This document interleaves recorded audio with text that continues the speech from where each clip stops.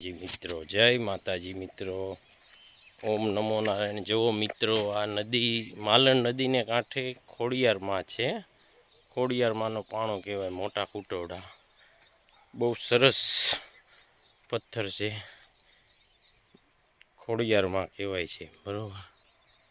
નદીને કાંઠે માલણ નદી, મોટા કુટોડા, તાલુકો મહુવા, જિલ્લો ભાવનગર। માલણ નદીને કાંઠે ખોડિયારમાંનો પાણો કહેવાય છે, નાગનાથવાળો આરો।